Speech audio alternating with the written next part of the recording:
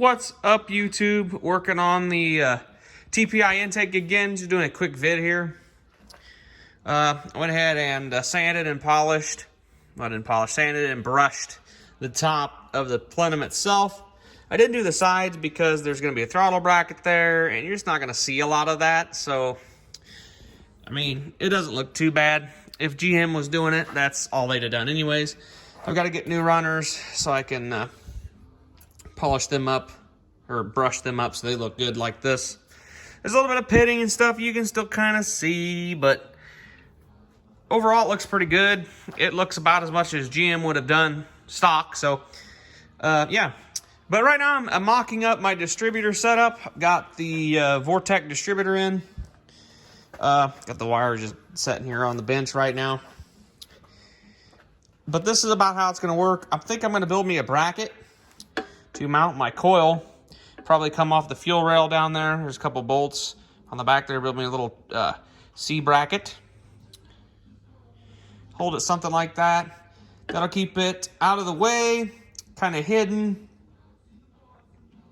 And yeah. So yeah, that shouldn't be a problem. Get your cam sensor here. Got the stock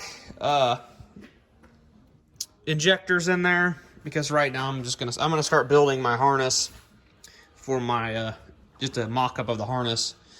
I'm not sure if I'm gonna run the wiring in, but for the ejectors behind the plenum tubes, because 90% of everything will be bolted on the intake manifold before the tubes go on. So I'm not 100% sure how I'm going to do that. I think I might run the wiring behind the tubes. So I may end up pulling the center plenum off. When I do that, I'll make my wiring and all that stuff, because then I can hide the wiring will be hidden. So yeah, this will be pretty easy. I've got to put my bungs back in. I think I'm also going to get away with using this fitting just about perfectly.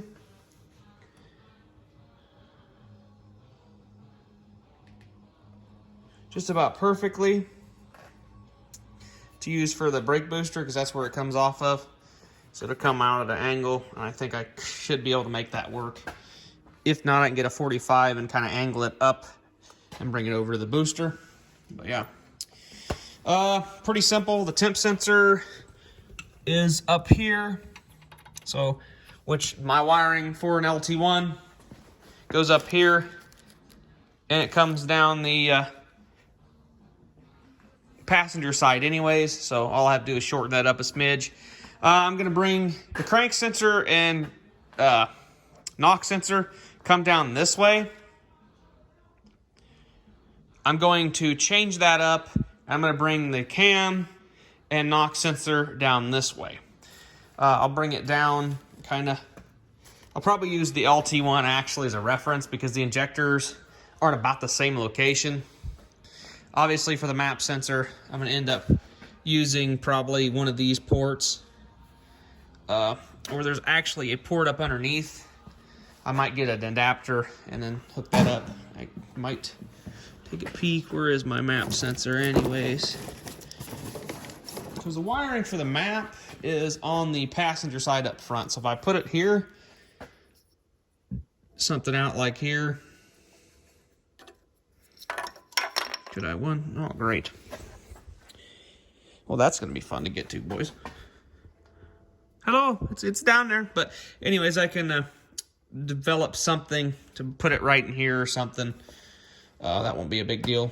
Like I said, I want to hide the coil and coil controller, the coil module underneath the factory distributor cover, and I'll probably mount it something like that. I'll drill me some holes, build me a little C bracket, and the wire just, which I might put some covering on that. Shouldn't affect the cam sensor. I mean, you're emitting a lot of spark for that anyway, so yeah, that shouldn't be a problem. Anyways, but yeah, I got the plenum pretty much polished up a little bit. I'm gonna go get my LT1, my other LT1 throttle body here when I leave. I'm getting ready to put it for the night anyways, but I think this is gonna work out pretty good. I love the look of that intake. my plan is, being my car has the factory hood intake, when the vacuum, it opens a little door. I still kind of want to make that functional, so I might pull all the stuff down and remodify that and then build me like a fiberglass tunnel that comes over and goes to my intake. I'm probably going to run the stock LT1 style, being this goes to the right direction, being my battery is on the passenger side of my car. I will probably use like the LT1 style elbow, MAF sensor, and then I will go over to some kind of intake system and get it down there in the factory little area on the driver's side there. Try to get it down and get some fresh air. But yeah, I think this will work pretty good. Like I said, I'm going to build that bracket. Like these are just the mock-up injectors. I'm going to get new injectors. I'm going to get the 9th injector delete. So that comes with the block off for this, the block off for that. I've got a not running EGR on this intake. So I'll get an EGR delete plate for it. This doesn't have the exhaust crossovers. So that's keeps a lot of the heat out of the intake. So that's kind of nice. Yeah, that's pretty much what I did today. I did mostly sanding and got that looking oh so much better. And kind of just mocked it up so I can start. The smart thing would have not polished this out, mocked everything up, then polished this out. But yeah, there's some spots that it's not perfect, but I mean, it does have a pretty good reflection to it and will look good underneath the hood of the 84. So anyways, that's what we've got so far. And I mean, the wires, this distributor is like, it's almost like it's made to go on this intake. It's just, look, it fits perfect. That's awesome. So yeah, I'm not 100% sure how I'm going to run the wiring, where the computer's going to set in the car. I have a general idea where I want it to set, but it's going to end up kind of going over and then this way. So the LT1, the wires on the PCM's obviously mounted on the passenger side over here, but the starter wire, ground, a couple of grounds, and a crank or the knock sensor wiring all run this way. And then the cam sensor, or not the cam, the crank sensor also runs this way. I'm not going to do that with this one. I'm going to not have any wires come this way around the headers. I'm going to have everything come this way down and back. So this will just have a wiring loom exit back here and come over and set where it's going to set. I'll do all the fuse block and everything there. But yeah, that's pretty much what I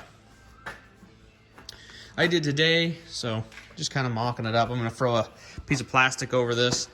Might come tomorrow if I feel like it, and work on a bracket to hold the coil. Might weld something up. I don't know yet. But yeah, we'll catch you guys in the next video. Might do some time-lapsing like I did with the LT1 harness. Might do some time-lapsing of doing the harness, and might just show you how I'm going to go ahead and lay everything out. The plenum will most likely come back off again, the top part of it, just so I can run the wires, because for the most part, the injectors are going to run pretty close to the factory location. Of course, obviously, every bit of split loom. I'm dropping my PCM connectors, which I'm going to polish them up too, or brush them up anyways, I guess. I'm going with a brush look. Was going to go with polished, but I think the brush is going to go a little nicer. So, but yeah, I'm going to go ahead and unloom everything, get everything unloomed. Obviously, I got to pull the cam sensor wiring out of the truck harness. I need to pull the crank sensor wiring out of the truck harness. What else? I think that's all the wiring I need to pull out. Oh, I will have to also use the connectors for the coil and coil module, because the coil module is the same connection, but the coil, this has the newer coil as well. 96 and 95. 95 had the older style coil connection, which looked like this. It's essentially the same plug, or not the same coil, essentially wired up pretty much the same, except it just a different connection type. So all I have to do is modify that connection. But anyways, probably most likely this will get shortened anyhow, because that doesn't need to be up front like the LT1 is. It's going to be back here. So that shouldn't be a problem. I'll be able to go ahead and shorten them. Yeah, too bad that's that kind of connection. I could repin it, but I don't know if I have those pins to repin, so who knows. But I'm not gonna fight it. So yeah, here's the, this is the IAC and the TPS for the truck harness. I believe this is the truck harness. There is the knock sensor wiring. I do believe the knock sensor will go, I think my motor already has a knock sensor in it. I'll have to actually look at my car again, my 84. But I'm pretty sure it has a knock sensor on the side of the transmission. Or not the side of the transmission. On the side of the engine. Just like the LT1 does. Basically, it just goes in the block drain. Coolant passage drain. So that should be no problem. But anyways, we'll catch you guys in the next video. Have a good one.